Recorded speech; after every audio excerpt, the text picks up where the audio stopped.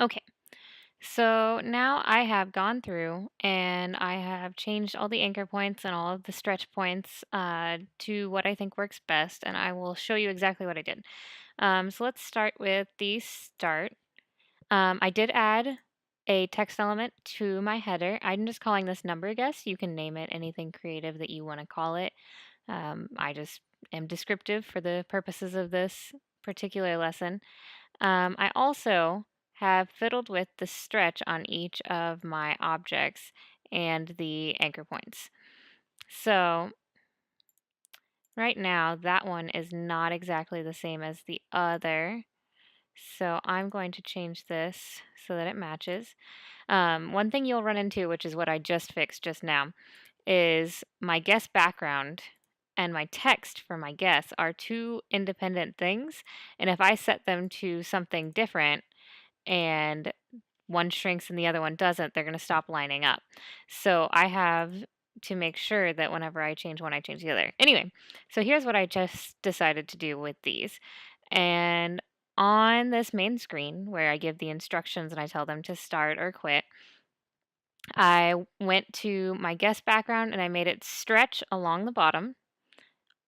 And that makes it so that whenever I'm in this mode, I could go to free aspect and it stretches out. I could go to 5 by 4 and it scrunches up and basically looks, completely normal however I want to change it. The anchor for my start button and my quit button are both the bottom right hand corner. I don't have them stretching because I don't particularly want them to stretch. I just want them to stay anchored to the bottom right hand corner. They will always be a constant distance from this point right here. And my guess will stay a constant distance from the bottom and it will stay stretched according to the bottom. That means that they won't run into each other. They'll stay perfectly spaced, and that is exactly what I want. So I'm going to save that because I made changes to my text before I load into my next scene, which I'm not positive I've mentioned before, but you have to save your scenes before you go on to the next scene or else nothing is saved. Um, let's go to my gameplay. So similar to my start screen, my higher button, my correct button, and my lower button are all anchored to the bottom right-hand corner. You can see my little anchor point right here. My guest background is anchored right here, and I'm going to guess I forgot about the text in this one too. Yes, I did indeed. So I'm going to stretch this out to match the box to start with. I leave a little bit of a margin because I like it to have a little bit of space. And then I'm going to have it stretch along the bottom edge, just like the other one. So on my game screen, once again, free aspect works, nothing bumps into each other. 5 by 4 works, and 16 by 9. Beautiful. Back to my scene. I did add my title over here, and on each one, I just actually copied and pasted it into the canvas of each screen, so I didn't have to guess or go back and forth and try and copy all of the statistics on it. Remember, Control S to save before you go to the next part of your screen if you make any changes. And I did change up my end screen a little bit. I didn't quite look like how it looked. I felt like that's not, you know, really normal for an end screen to look so much like the rest of it. So I wanted to give it kind of a different feel. So right here, I'm going to have some game over text, and then I have my buttons for playing again and quitting. So with all that done, you might want to pause the video here and take a minute to try and go through all of your anchor points and test it on all the different aspect ratios and make sure that it looks good and however it's stretched, however it's flexed, it moves naturally together. You can see my end screen, similar to all my others. This one stretches, these stay in the center. This is a little bit different, my end screen, and yours does not have to look like mine. Yours can look however you want. But on my anchor points for this particular screen, I left everything at the center except for the stretch of the text because I felt like this should all be stacked directly upon one another. And this, since it's already centered from left to right, the stretch will also be centered if I were to go free aspect. It's still got the same amount of space on either side. Everything still looks nice and neat and stacked like so. So I'm going to leave it like that. So go ahead, pause the video, double check all your anchor points, make sure you test them in several different aspect ratios, and I will meet you back here again.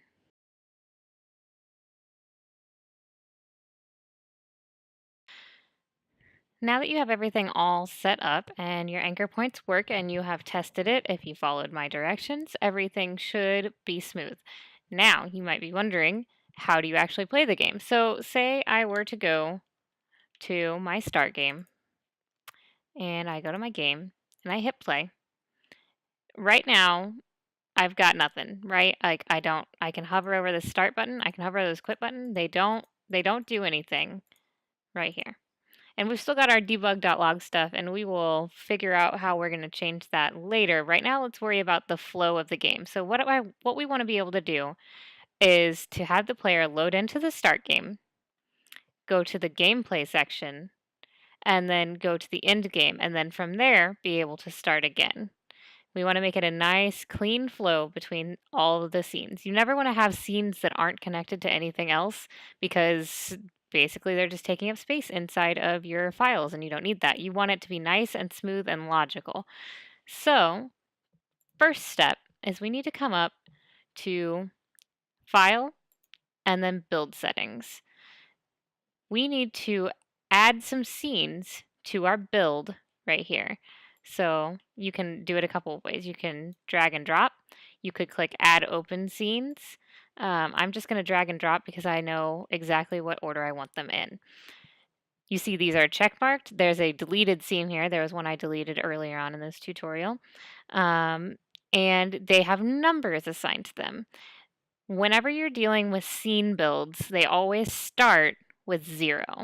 So 0 is the start game. Gameplay is 1, and end game is scene 2. So 0 is its own special number, and you have to include it. You'll get used to it. It's not maybe super intuitive, but it'll make sense once you get used to it. You don't have to hit anything else on here. We don't have to worry about any of the rest of this for right now. We just need to know that our scenes are right here. I'm going to close out. In our game, we are going to need something called a scene loader or a scene manager. Something that will tell our game that it needs to load a scene, it needs to know what scene it is, and then we can use that script to also hook up our buttons. So let's make an empty game object. Let's call it Scene Manager. And in our scripts folder, we need to make a C# script. So you could do the steps I did, or you could add it on the scene manager itself. And let's call this Scene Manager. I like to have my game object and my scripts match if at all possible. It makes it easier for me to see what needs to be attached to what. So I dragged this, and you notice it came up with the blue, but it didn't quite connect. You can also drag it over here. If you have Scene Manager open, you can drag it over here, and that will also connect it. Whichever way you go about it is fine, but let's open it up. So double click on it, opens up Visual Studio.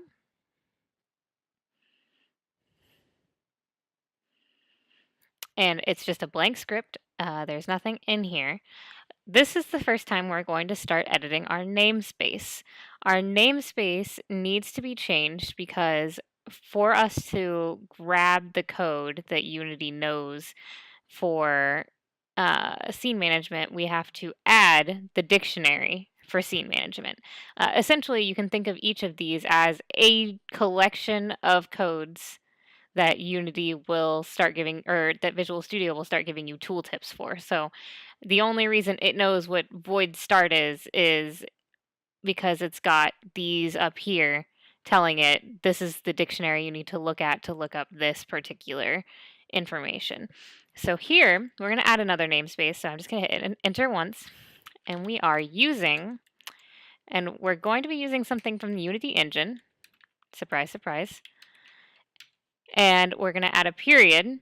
And now you can see there's all kinds of different things that we could add to this. Right now, we're only going to deal with scene management, which you see pops up automatically. Put a semicolon after it. Now our game script knows that we are going to be looking for codes relating to scene management. So whenever we start typing stuff down here, it will know what we are trying to do. I'm going to go ahead and hit enter on these because I want the space. And I don't think I'm going to need void update. Sometimes you can just get rid of some of your extra stuff. I do know that whenever the script initializes, um, I might want that. I'm not sure though. I'm going to actually create some new information here. Let's get rid of void start. Now, this looks crazy, right? I did accidentally delete one of my curly brackets, but that's okay. I added it back in and now all is well. And I'm going to create a public void. Now, before this point, they've been private, correct? Public means that I'll be able to grab it from outside of this script, which is why you kind of need to be careful using public methods and functions because we don't want to grab them where we don't need them. We're going to call this one load next scene. It is a method that I've named descriptively because I'm going to use this script to load the next scene. So here's where we get into some stuff that you're just going to have to accept a little bit of it as true. And I will walk you through it as best as I can. And you will pick it up kind of as you use it and get more familiar with it. So I need to grab an integer. And we're going to call it current scene index. That's just the integer and the name. We're going to say that that is equal to scene manager dot get active scene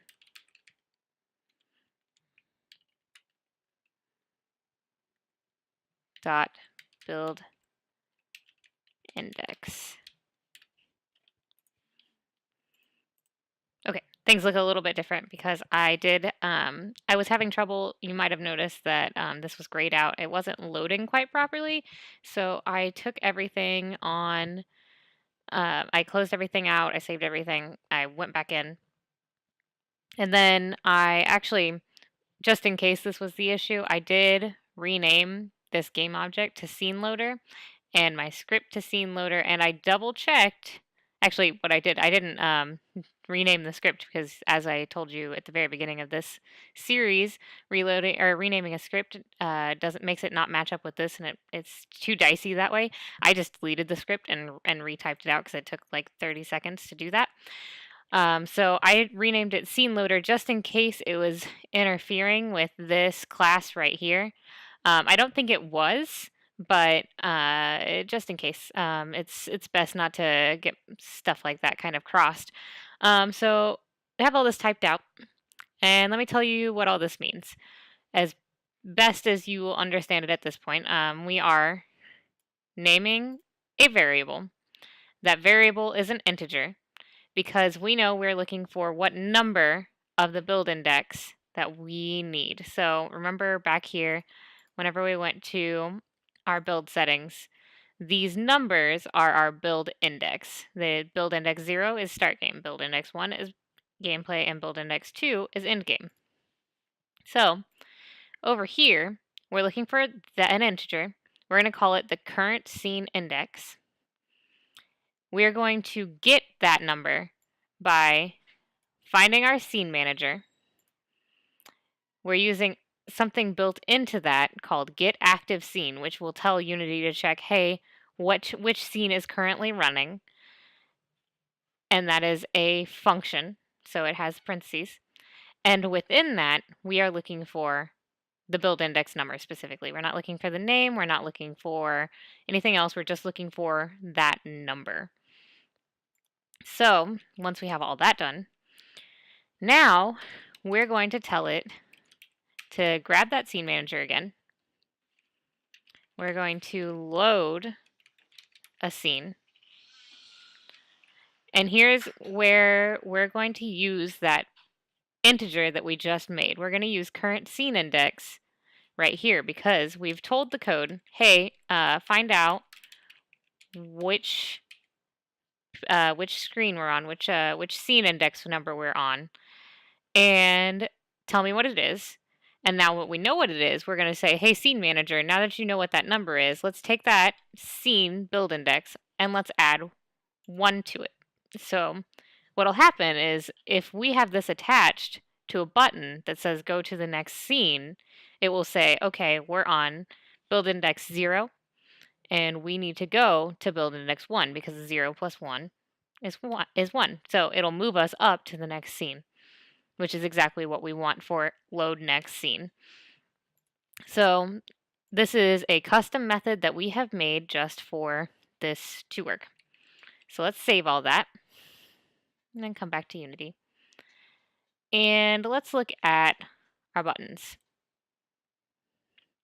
So back here on the start button, there are many different things attached to it. But what we are interested in is right here, on click method. So we're looking for a method that we can use that whenever we click, it will run. So we need to attach something to this spot. Now, something we haven't used so much yet is this little circle thing right here, this little target. If you click on this, it will bring up anything that you could possibly attach to this. So I could do it that way, and I could like open this up and search for what I'm looking for, but I do know what I'm going to attach to it. I'm going to attach the scene loader, and now this has changed. On runtime, I can come down here, and instead of no function, I can come down here to scene loader. This will grab everything attached to that game object. And I'm going to grab a custom method that we have made. So there are some that are already on there, but this one, load next scene, you will recognize because we just made that method. So if I attach scene loader load next scene on runtime on click to the start button, let's see what happens. So I'm going to run it. Whenever I click start, I'm on the next scene. Perfect. That's exactly what I want, right? So here is your little mini challenge. I want you to take what you know and make it so that you can go from the gameplay scene to the end scene and see if you understand how to hook those up. We're going to do some other methods that we can add to make the other buttons work, but for now, I just want you to worry about going from the gameplay scene to the end game screen. Okay, so pause, figure out how to do that, and I will meet you back here in just a minute.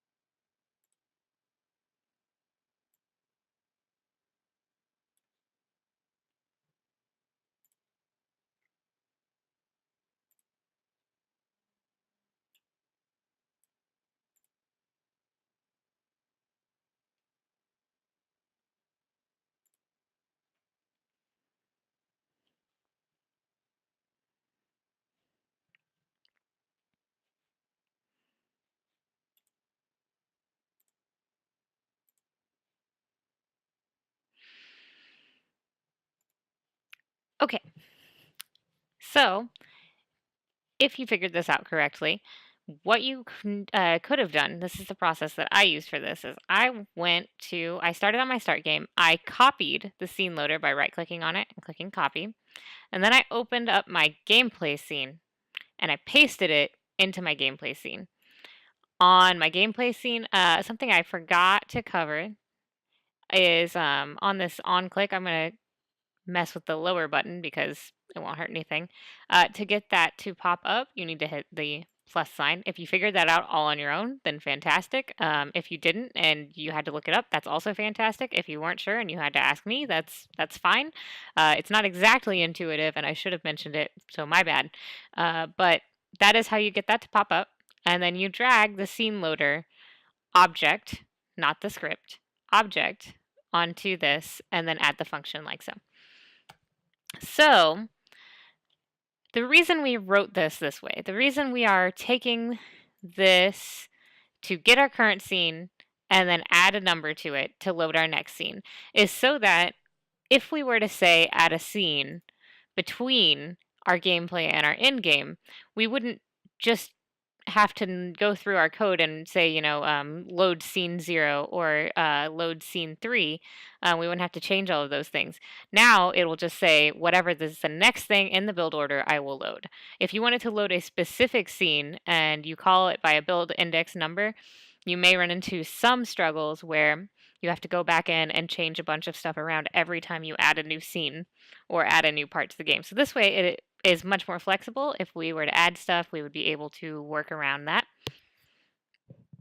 So now that we've got our load next scene, let's talk about our let's hook up our play again button. I'm going to give you a little bit of a challenge here.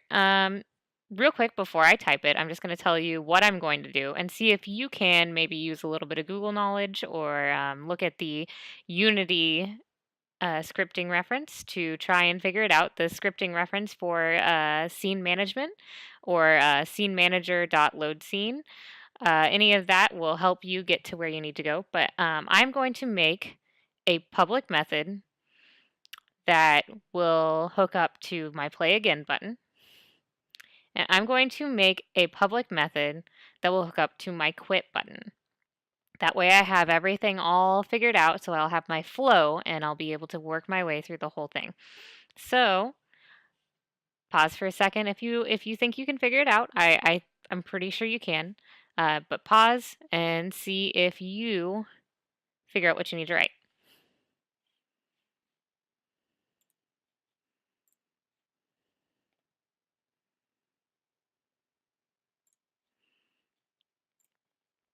Okay, if you paused, which I hope you did because I encourage you to start trying to figure some of this stuff out a little bit on your own, trying to think a little logically. We're going to make a public method, just like we did for load next scene. We're going to make one for, let's start with our play again button. So just like the first one, we need a public void, correct? And we want a descriptive title for our public void. So I'm going to call it play again because I know that that's the button it's going to be hooked up to anyway. And it makes sense to me. It'll be easier for me to find in the list. Now, in this instance, instead of calling for the next scene, like getting the current scene and calling for the next scene, we know that the play again is always going to take us to the very first screen that you load into, our start screen. So in this case, we can load a specific build index number, which is a code that looks a lot simpler than the one that you had before. So this one is just going to be, we're going to grab scene manager and we add a period. We're going to look at parts of the scene manager. We want load scene. See, it already predicted that that seems like what I might want to do. And I hit enter instead of tab, so that went away. So if I have load scene, if I hit tab, it'll autofill. We need some parentheses here. And you can see in this tooltip here, it says scene manager.load scene is looking for an integer that is of type scene build index. So I'm going to give it the integer 0 because our start screen is build index 0. And you can always, always, always go back and check that by going up to File, Build Settings, and you can look, Start Game, Build Index 0. That's exactly what we want. Okay? So now that is typed up. Before I hook up that button, I'm going to go ahead and make my button for my quit. There are many ways to do this, but this one will be pretty efficient for our purposes. So we don't even need to call the scene manager. We're just going to tell it application.quit. Now, quit is a method that the Unity engine already knows. It knows what quit is, and we don't have to do anything with this. It just quits the player application. If you hover over it, it says void application.quit quits the player application.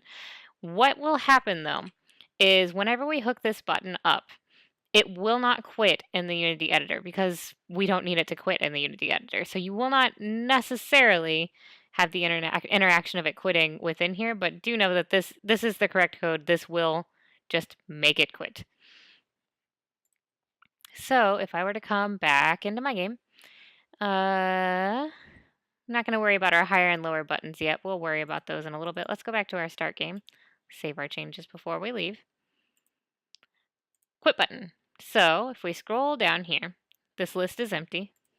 Add plus, take our scene loader, drag it right on there, and we need to grab our scene loader object, and this is our quit button, so we need quit game as our function.